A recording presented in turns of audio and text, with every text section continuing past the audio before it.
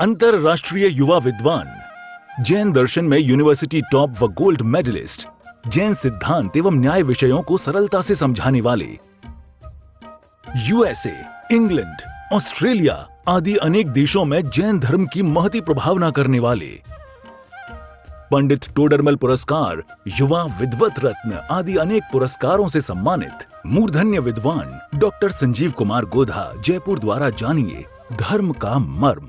इस कार्यक्रम के प्रायोजक हैं श्रीमान अश्वनी जैन, श्रीमती श्री जैन, कुमारी अनिका जैन, दिल्ली निवासी, जयपुर प्रवासी। अरहंत सिद्ध सूर्य उपाध्याय साधु सर्व अर्थ के प्रकाशी मागलिक रूप तिनको स्वरूप जान राग ते भई जो भक्ति काय को नवाई स्तुति गोचारिये। धन्य धन्य तिन्ह गाज सब आज भय कर जोड़े बारे बारे वंदना हमारी है।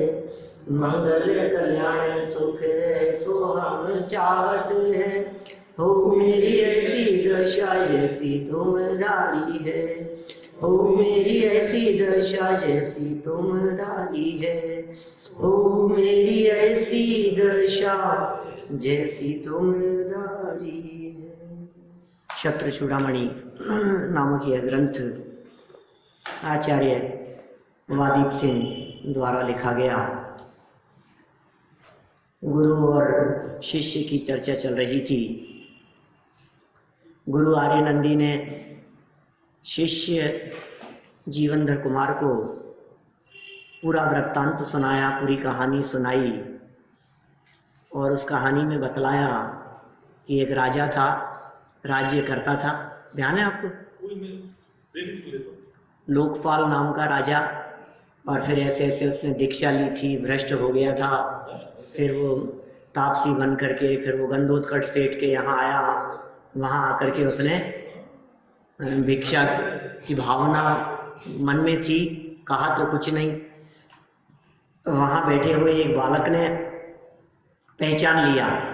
ये कहानी सुना रहे, ये नहीं कहा जीवनधर कुमार ने पहचान लिया कि तुमने पहचान लिया। मतलब एक सेठ के यहाँ आया, वहाँ एक बालक ने पहचान लिया, भाव भाव हो गया। उसने अपने रसोइये को आदेश दिया, रसोइये ने सारा भोजन उसे कराया, तो भी भूख शांत नहीं हुई। फिर क्या हुआ? फिर उस बालक ने अत्यंत करुणापूर्वक एक घास उसे दिया और उसकी भूख शांत हो गई। इतना विचार होने पर वो जो तपस्वी था, साधक जो था, उसके मन में आया कि उपकारी का उपकार नहीं भूलना चाहिए। और ऐसा विचार कर कि मैं भूल नहीं, मतलब इसके लिए क्या करूं मैं, तो उसने शिक्षा देना प्रारंभ किया और बहुत बड़ा अच्छा विद्वान बना दिया। जीवनधर कुमार इस पूरी बात को समझ गए। ये घटना किसी और की नहीं है, ये मेरी और मुझे पढ़ाने वाले इन आर्यनंदी नामक गुरु की ही यह घटना है। लेकिन फिर भी वे कुछ नहीं बोले, शिष्य कुछ ना बोले, इसमें ही शिष्य की महानता है। गुरु की निष्कपटता को देखकर, निश्चल वृत्ति को देखकर, अंतरंग पवित्रता को देखकर बहुमान और बढ़ गया। सच में हमारे वीतरागी गुरु इसी प्रकार के होते हैं। गुरु कैसे होते हैं, नीतिकारों के माध्यम से बहुत सुंदर यहाँ श्लोक प्रस्तुत किया गया। और फिर शिष्य कैसे होते हैं, इसके संदर्भ में भी बहुत मार्मिक प्रकरण कल यहाँ बतलाया गया। कौन होने चाहिए शिष्य, शिष्य कैसे होने चाहिए? देखिए, हम सभी किसी न किसी क्षेत्र में कहीं न कहीं अपने आप को शिष्य रूप अनुभव करते ही हैं, और बिना शिष्य हुए पार पड़ने वाली नहीं। ये समझ रहे ना? यदि पार होना है इस संसार समुद्र से, तो आपको शिष्य बनना ही पड़ेगा, शिष्य होना ही पड़ेगा। आपको यदि किसी बात की गहराई में जाना है तो आपको विद्यार्थी बन करके समझना पड़ेगा। अपने ऊपर कोई न कोई गुरु अवश्य चाहिए। जिनके ऊपर कोई गुरु नहीं है वे तो निगुरे हैं, उन्हें निगुरे, गुरु से रहित निगुरा कह करके पुकारा है ऐसे लोगों को जिनके कोई गुरु ही नहीं है। और जिसके कोई गुरु नहीं है वो समाधान कहाँ लेगा आखिर। तो समाधान के लिए गुरु जरूरी है। जब भी किसी तरह की कोई समस्या आए, चाहे जीवन में किसी प्रकार की कोई समस्या हो, चाहे परिवार में किसी प्रकार की कोई समस्या हो, चाहे शिक्षा के क्षेत्र में हो, चाहे किसी प्रकार की कोई शंका हमारे क्षेत्र में उत्पन्न हो गई हो, आखिर उसका समाधान करने वाला कोई न कोई तो हमसे ऊपर होना ही चाहिए। सब क्यों नहीं है, बहुत है। गुरु ही गुरु है दुनिया में। तो गुरु का अर्थ भी कई अर्थों में होता है। ये बहुत गुरु है ये बहुत गुरु है, मतलब ज्यादा होशियार है। ओवरवाइज के अर्थ में भी गुरु शब्द के प्रयोग होते हैं। लेकिन भाई यहाँ तो शिष्य किसको गुरु समझे, वो गुरु के लक्षण पीछे 30 नंबर श्लोक में बतलाए थे। और सच्चे शिष्य कौन होते हैं वो लक्षण यहाँ 31 नंबर श्लोक में बतलाए गए। कल हमने सरल अर्थ तक यह चर्चा पढ़ ली थी। आज विशेष अर्थ से चर्चा को आगे बढ़ाएंगे। वापस देखिए गुण कौन कौन से हैं। हाँ, ऐसा भी कहा है कि निश्चय गुरु आपको आप। गुरु मतलब भारी पन्ना, गुरु मतलब आत्मा। हाँ, निश्चय से तो आत्मा ही आत्मा का गुरु है। देखो, निश्चय गुरु आपको आप, शरण शब्द है वैसे वहां, व्यवहारे परमेष्ठी जाप। 5 परमेष्ठियों को गुरु कहना, 5 परमेष्ठियों की शरण में जाने की बात कहना सो व्यवहार है। निश्चय से आत्मा ही शरण है। और शुद्धात्म रूपंच गुरु जग में शरणा दो। ये 2 शरण है इस जगत में। कौन कौन? शुद्धात्म और पंचगुरु। पंचगुरु माने पंच परमेष्ठी और शुद्धात्म माने अपना आत्मा। और निश्चय से तो अपना आत्मा गुरु है और व्यवहार से पंच परमेष्ठी गुरु है। कौन शिष्य योग्य शिष्य है, सच्चा शिष्य है? तो कहा पहला पॉइंट दिया गुरु भक्त। गुरु भक्त होना चाहिए। अब कोई व्यक्ति गुरु, मैं नहीं मानता किसी गुरु को, अरे तो किसी गुरु को नहीं मानता तो आगे नहीं बढ़ सकता। तेरे दोषों का निराकरण नहीं हो सकता, तू दोषों से छूट नहीं सकता, क्योंकि तू गुरु को नहीं मानता। गुरु होना कितना जरूरी है। गुरु नहीं तो दोषों से मुक्ति का मार्ग बतलाने वाला कौन मिलेगा गुरु के बिना। गुरु भक्त होना चाहिए। गुरु भक्त हैं हम। हमारे हृदय में गुरुओं के प्रति भक्ति का भाव है, पहला पॉइंट। फिर संसार से डरा हुआ होना चाहिए, तब तो गुरु की शरण में जाएगा। तेरे को संसार से डर ही नहीं लगता है तो गुरु की शरण में कैसे जाएगा? सुना आपने? गुरु की शरण में जा रहा है तो संसार से डर लगता है क्या तुझे? देखिए भाई, नरक निगोद की दशाएं, वहां की परिस्थितियां, वे भले ही हमारे को डरावनी ना लग सके, इसलिए ना लगे क्योंकि ना हमने नरक देखा है ना हमने निगोद देखा है। और किन्हीं बातों पर हम भरोसा ना करें। दुनिया में ऐसे लोग भी तो हैं, किसने देखे नरक, हम नहीं मानते। ऐसे भी तो लोग हैं दुनिया में। निगोद की बातें, ये सब काल्पनिक बातें हैं, हम नहीं मानते। लेकिन भाई ये त्रियंश तो प्रकट दिखते हैं। गाय भैंस कुत्ता बिल्ली तो प्रकट लड़ते हुए नजर आते हैं। सड़क पर दुर्घटनाग्रस्त, घाव हो गया, पीड़ित हो गए, दुर्घटना हो गई, बेचारे पड़े हैं, तड़प रहे हैं, रो रहे हैं। और निर्दयी होकर अन्य पशुओं के द्वारा दूसरे पशु खाते हुए देखते हैं। तितली उड़ रही थी और एकदम चिड़िया उड़ती हुई आई और पकड़ लिया उसको। हमें ये त्रियंशियों के दुख तो ख्याल में आ रहे हैं कि नहीं? मनुष्यों के दुख तुझे प्रकट अनुभव में आ रहे हैं कि नहीं? मनुष्यों के प्रकट अनुभव में आने चाहिए, आ रहे हैं। और त्रियंशियों के जगत में प्रकट दिखाई दे रहे हैं। बैलों के ऊपर वजन लाद दिया जाता है, चल नहीं पाते हैं, मारा जाता है उनको, खून की धाराएं बहती रहती है और वो छिल जाते हैं, चलते रहते हैं। समझो आप पैरों के में नाल ठोक दी जाती है घोड़ों के, लोहे की, घोड़े की नाल, कीले ठोकते हैं उसके अंदर। आप सोचो पैर में कीले ठोकेंगे, क्या क्या हालत होगी उनकी। नाक छेद दिया जाता है, छेदन भेदन, भूख प्यास। कोई भूख से तड़प करके सब्जी मंडी में कोई जानवर आ जाए तो डंडे पड़ते हैं। ये तिर्यंचियों के दुख है ना। ये सब दुख आंखों से दिखते हैं कि नहीं।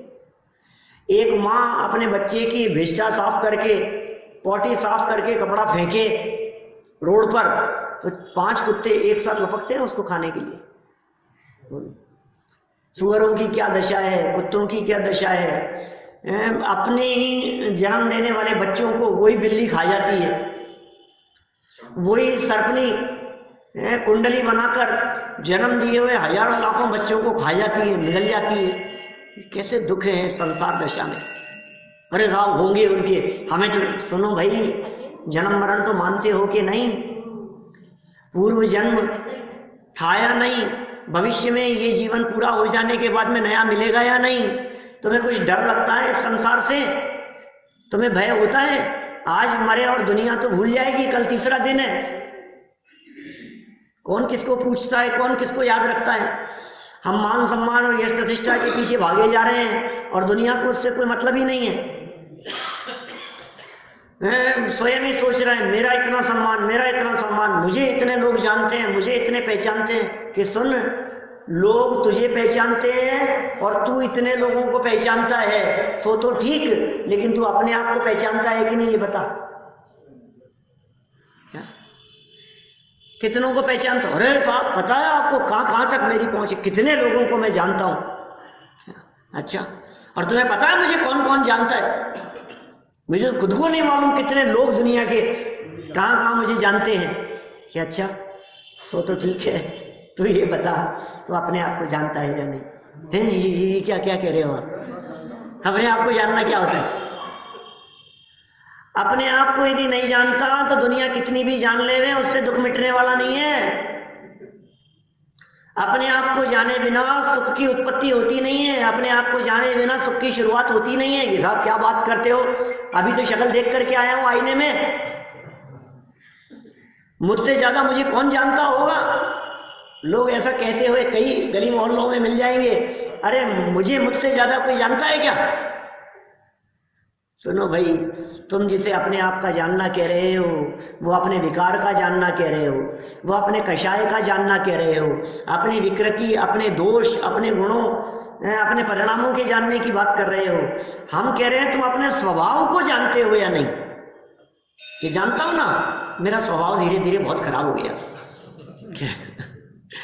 मैं ऐसा नहीं था, मेरा ऐसा स्वभाव हो गया। ये सुन भाई, तेरा जानना देखना स्वभाव है, ज्ञाता दृष्टापन तेरा स्वभाव है। अनंत गुण संपदा से तू युक्त है, तू उसे जानता है कि नहीं जानता है? ये उसको तो नहीं जानता। कि तुझे ये संसार के दुख दुख स्वरूप दिखने चाहिए। ये संसार से भयभीत नहीं होगा तो तू सच्चा शिष्य नहीं बन पाएगा। बोलो, कितनी गंभीर बातें इसमें छिपी हुई है, गहराई है बहुत ज्यादा। एक एक बिंदु के संदर्भ में एक एक घंटा चर्चा करो दीपेश जी, ऐसी है बातें। एक एक बिंदु के बारे में कोई इधर उधर की चर्चा नहीं, सिर्फ ये क्या कहना चाह रहे हैं, गुरु के भक्त और संसार से भयभीत। डर लग रहा है, कोई डरा नहीं रहा है, किसी के डराने की बात नहीं है। भूत आ गया, डराने वाले आ गए, डराओ मत मेरे को, देखो रात के समय भूतों की बातें मत करो। डरा नहीं रहा है, तुझे डर लगना चाहिए। भूत आकर के तुझे डराएगा या भूत से तुझे डर लगता है सो तो ठीक, लेकिन मैं मर करके भूत बन जाऊंगा इस बात का डर है या नहीं है? क्या बोलो?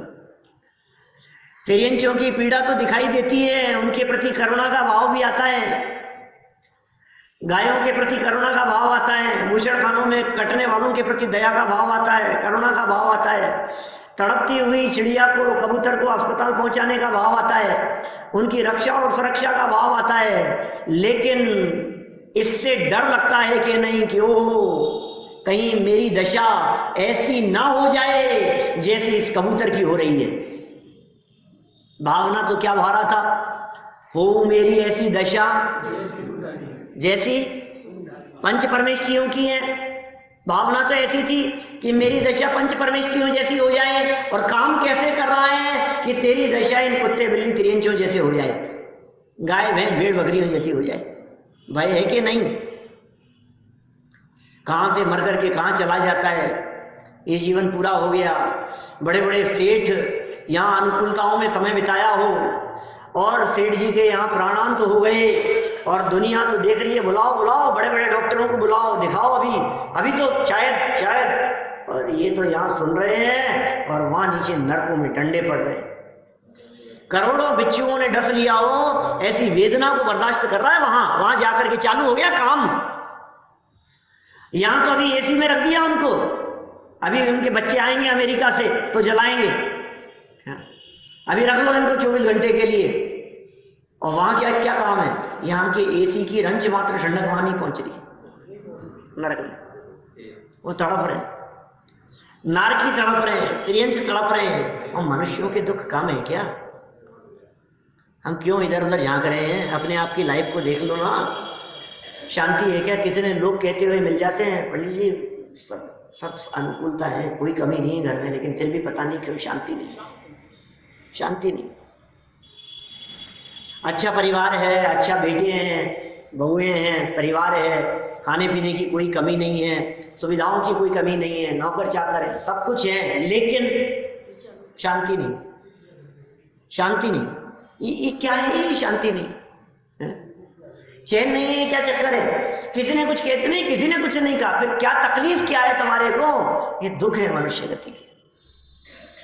कभी नौकर नहीं आते, कभी काम करने वाले नहीं आते, बच्चे जन्म लेते हैं तब से लेकर के दुख शुरू हो जाते, फिर उनको एक उनकी सूसू पोटी साफ करते रहो, उसने वोमिटिंग कर दी, डॉक्टरों को लेकर के भागते रहो, फिर उलझे रहो उसमें, फिर स्कूल ले जाओ, फिर उनको पढ़ाओ, फिर उनको क शब्द सिखा रहे हैं, उंगली पकड़ करके चलना रहे, कहाँ फंसाए बतलाओ जंजाल में। फिर रोजाना स्कूल से समस्या आ जाए, बोलो आज उससे झगड़ लिया, आज इसका ये हो गया, आज इसका ये हो गया, दुनिया भर की झंझटें नहीं है। फिर अब ये तो कॉलेज हो गया, तब ये क्या जॉब करेगा, क्या काम करेगा। पहले तो खुद के जॉब की टेंशन थी, खुद के काम की टेंशन थी, अब बच्चों के काम की टेंशन। ये क्या करेंगे? इनके लिए अच्छा बिजनेस हो जाए, इनके लिए अच्छा काम हो जाए, फिर अच्छी लड़की तलाशो उनके लिए, पहले खुद के लिए देखते थे।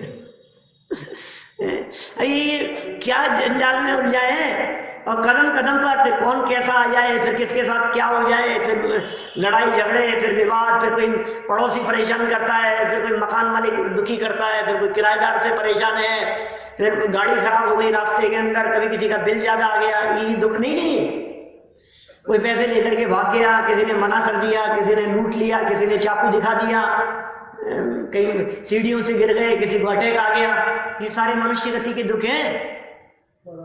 ये तो मैं बड़े बड़े दुखों की बात कर रहा हूँ, और छोटे छोटे दिन रात चलते रहते हैं, सर दर्द पेट दर्द सो तो है ही। आज मन माफी भोजन नहीं मिला, आज उल्टी हो गई, आज खाने का मन नहीं हो रहा है, ये दुख नहीं है संसार दशा के।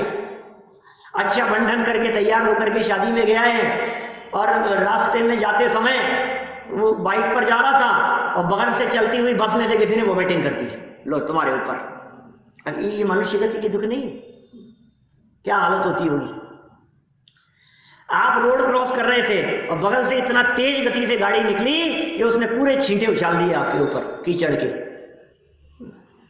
नीचे खड़े होकर के सड़क पर बात कर रहे थे और ऊपर से कबूतर ने बीट कर दिया आपके। ये दुख तो है ही ना। कभी दांत दर्द करने लग जाता है, दांत हिलने लग जाता है। सुनो भाई, यदि ये संसार के दुख तुम्हें दुख रूप लगते हो और तुम्हें ऐसा लगता हो कि इन दुखों से छूटने का कोई उपाय करना चाहिए, तो योग्य गुरु ही तुम्हारे लिए शरण है। शिष्य पने के लक्षण में संसार से भयभीत पने को शामिल कर लिया। ये शिष्य का लक्षण है। तू संसार से भयभीत है, तुझे डर लग रहा है संसार से, आजा गुरु की शरण में, तू योग्य शिष्य है। जैसे कोई डर नहीं है, मुझे कोई डर नहीं है, अरे सर क्या बिगाड़ लेंगे मेरा, तो शिष्य ही नहीं है। डर तो लगना चाहिए। होमवर्क नहीं किया, काम नहीं किया, ये काम नहीं हुआ, भय तो होना ही चाहिए ना। और विनय, विनयशीलपना, संसार से भयभीत और विनयशील, धर्मात्मा, सम्यक ज्ञानी, एक एक विशेषण बड़े जबरदस्त है, बहुत पावरफुल है। अपने आप में देखो आप विनयशील हैं या नहीं है, विनय से संपन्न है या नहीं है। धन संपन्न लोग बहुत मिलेंगे, परिवार संपन्न मिलेंगे, लेकिन विनय संपन्नता है या नहीं? किस संपन्नता की बात कर रहे हैं? विनयशीलता शिष्य का लक्षण। धर्मात्मा होनी चाहिए, धर्मात्मा होनी चाहिए, धर्मात्मापन का प्रदर्शन नहीं। क्या सच्चे धर्मात्मा कम मिलेंगे और धर्मात्मापन का प्रदर्शन करने वाले ज्यादा दिखेंगे। और औरों की क्या बात करो, अपने आप को टटोलो ना, हम धर्मात्मा हैं कि धर्मात्मा का प्रदर्शन तो नहीं है। क्या अपने ऊपर लगाओ ना थर्मामीटर, सारी बात अपने लिए है भाई, किसी और के लिए नहीं है। क्या धर्मात्मा होने का नाटक तो नहीं है? क्या ये धर्मात्मा के लक्षण है? क्या ऐसे ही होते हैं धर्मात्मा? क्या धर्मात्मा के हृदय में ऐसे कशाएं चलती हैं? निर्णय करें अपने आप का, नहीं भाई ऐसे नहीं होते धर्मात्मा। धर्मात्मा शिष्य सम्यक ज्ञानी और शांत चित्त, मन में हो अपार शांति, आलस्य रहित, प्रमादी नहीं हो, उत्तम आचरण करने वाला, आचरण में उत्तम हो, उसे ही सच्चा शिष्य कहते हैं। यह सरल अर्थ था जो कल हमने पढ़ा था। सब हाँ, ये सारी बातें जुड़ी हुई है एक दूसरे से। कल हमने कहा तो था जो गुरु भक्त होगा वो संसार से भयभीत होगा। इसका मतलब जो संसार से भयभीत नहीं है वो गुरु भक्त नहीं है, गुरु के प्रति भक्ति का भाव ही नहीं आएगा उसको। क्योंकि गुरु जो संसार से छूटने का मार्ग बतला रहे हैं वो सुनने का उसे भाव ही नहीं आएगा। हाँ होंगे यार, बता रहे होंगे, ठीक है, तू उनका भक्त है, माने तुझे संसार से डर लग रहा है, तू उनका भक्त है, इसका मतलब विनय तेरे में है, तब तो तेरे गुरु है। जिसके हृदय में विनय नहीं उसका कोई गुरु नहीं, और जिनके प्रति विनय का भाव है वही गुरु है। कि साहब गुरु कैसे होते हैं, गुरु कैसे बनाए जाते हैं? कोई ऐसे बहुत आजकल ऐसा भी चलता है, कुछ रजिस्टर्ड शिष्य हो जाते हैं, क्या डिक्लेयर्ड, ये हमारे शिष्य हैं। गुरु दीक्षा मतलब क्या? गुरु दक्षिणा नहीं, शिष्य ऐसे दीक्षित करते हैं अपने शिष्यों को। माने बहुत से ऐसे लोग मिलेंगे दुनिया में, इस तरह के लोग हैं, मेरी निगाह में कई लोग घूम रहे हैं, वो कहते हैं मेरे इतने फॉलोअर्स हैं, अब इतने हो गए, रोज मेरे इतने फॉलोअर्स बढ़ रहे हैं, मेरे को इतने, मतलब वो लोग ट्विटर पे गुरु बन रहे हैं। आप समझते क्या है? बहुत से लोगों को तो खबर ही नहीं है, वो गुरु बन रहे हैं, वो कितने लोग उनको फॉलो कर रहे हैं, गुरु हैं हम। भाई यहाँ क्या कह रहे हैं देखो, आप क्या कह दिया यहाँ पर, ये सारी बातें होनी चाहिए। 8 बातें जिनमें वो सच्चा शिष्य है, ठीक है ना? धर्मात्मा, सम्यक ज्ञानी, शांत चित्त वाला वगैरह वगैरह सब कुछ। चलिए तो विशेष अर्थ पढ़ें इसका अपन आगे, विशेष बात कुछ क्या कहना चाहते हैं ये। यहां शिष्य का अर्थ श्रावक समझना चाहिए। बोलो शिष्य माने क्या है?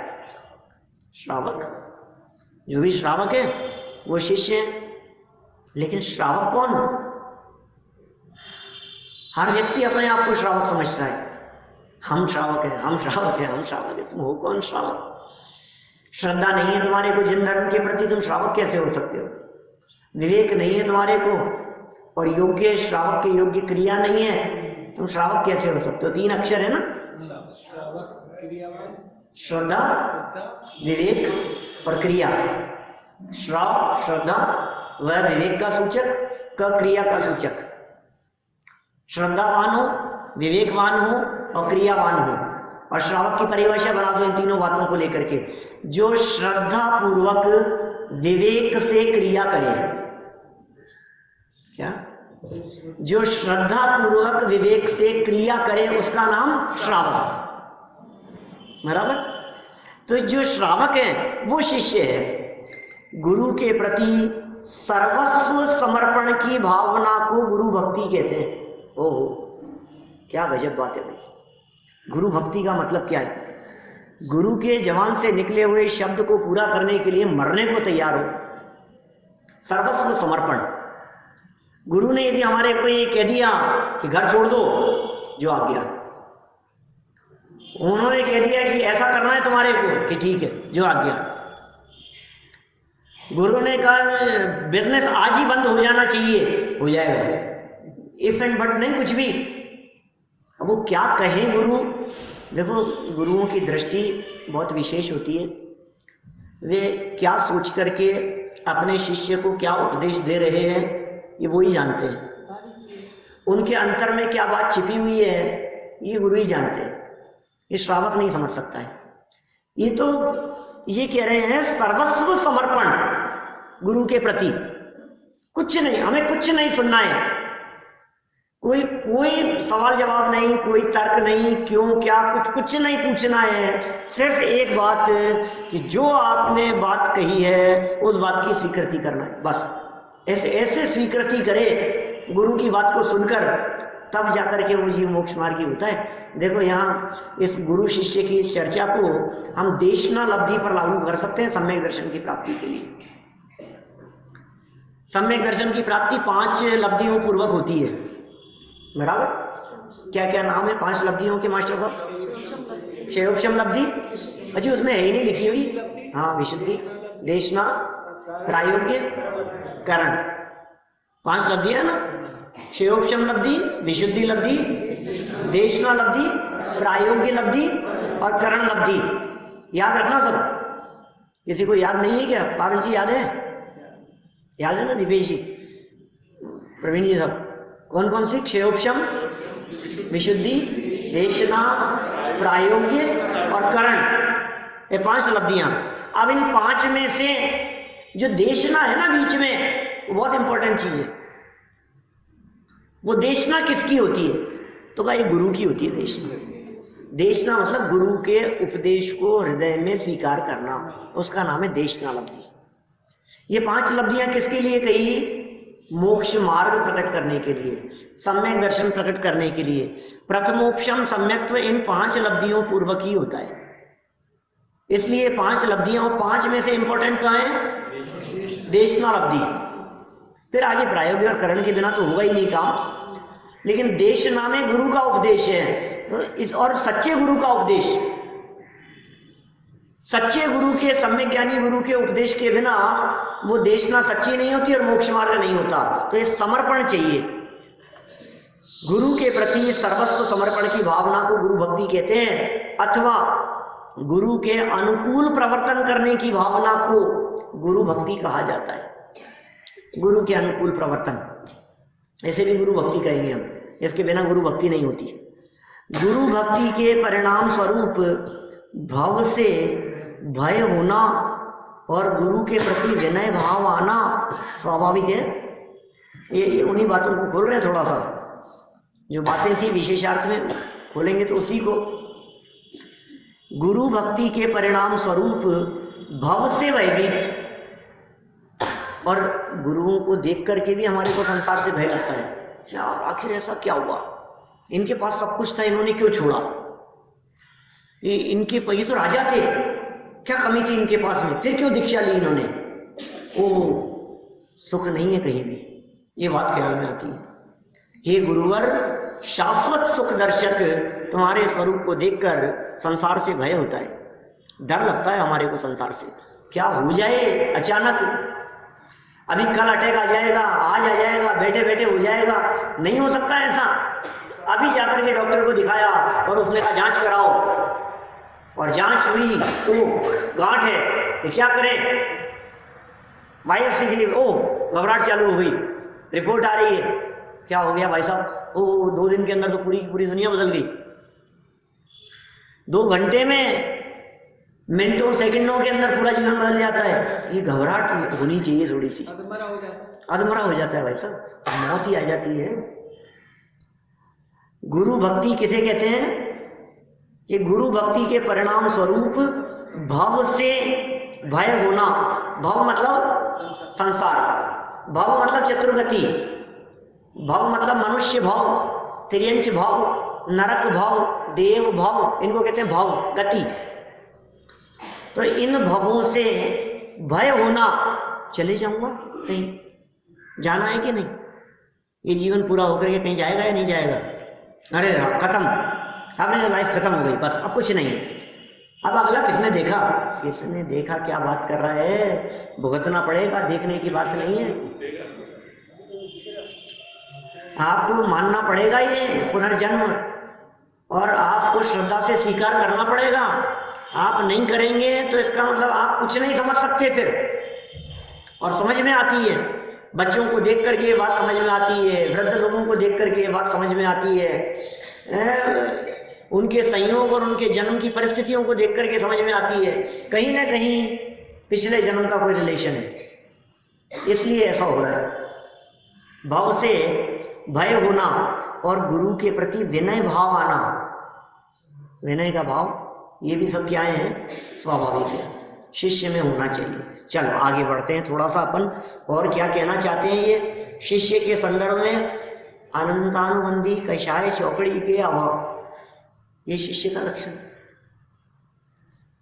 अनंतानुबंधी कषाय और चौकड़ी, चौकड़ी माने चार, चौकड़ी गिनते चार, चार लोगों की चौकड़ी, क्रोध मान माया लोभ, और ये किसकी चौकड़ी है, अनंतानुबंधी की, माने अनंतानुबंधी में ये चार शामिल हैं।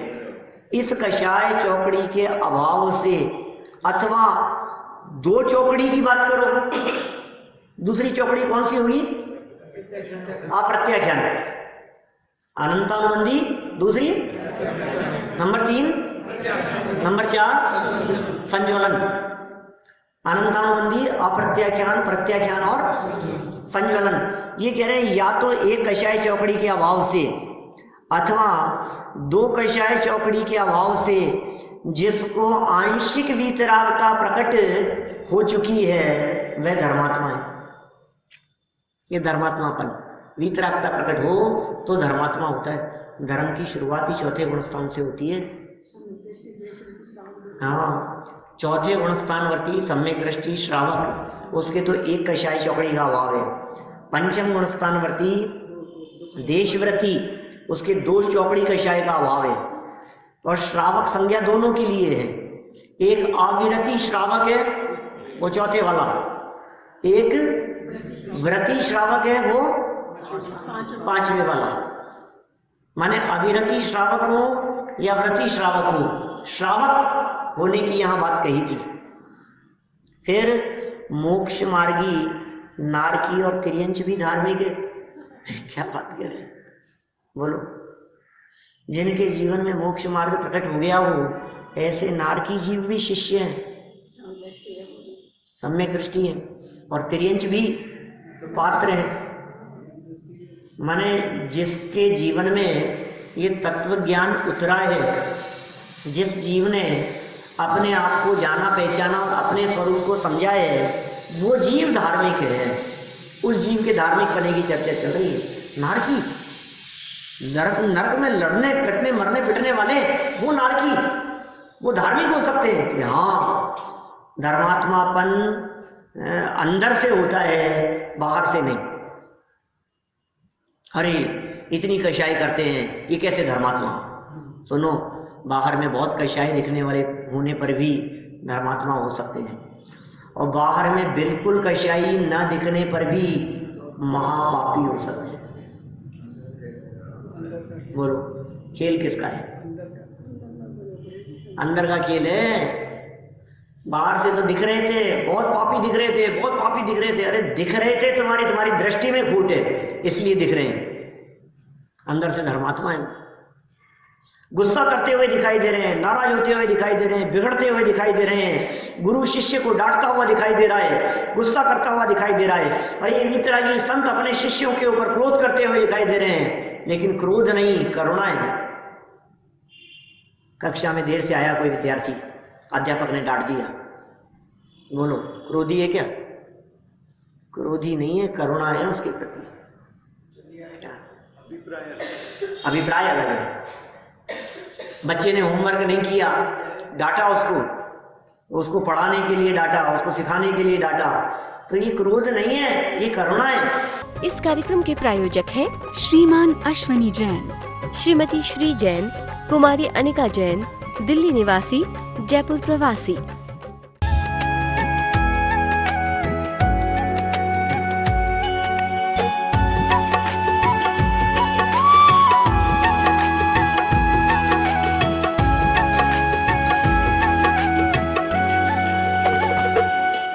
अंतरराष्ट्रीय युवा विद्वान, जैन दर्शन में यूनिवर्सिटी टॉप व गोल्ड मेडलिस्ट, जैन सिद्धांत एवं न्याय विषयों को सरलता से समझाने वाले, यूएसए, इंग्लैंड, ऑस्ट्रेलिया आदि अनेक देशों में जैन धर्म की महती प्रभावना करने वाले, पंडित टोडरमल पुरस्कार, युवा विद्वत रत्न आदि अनेक पुरस्कारों से सम्मानित मूर्धन्य विद्वान डॉक्टर संजीव कुमार गोधा, जयपुर द्वारा जानिए धर्म का मर्म।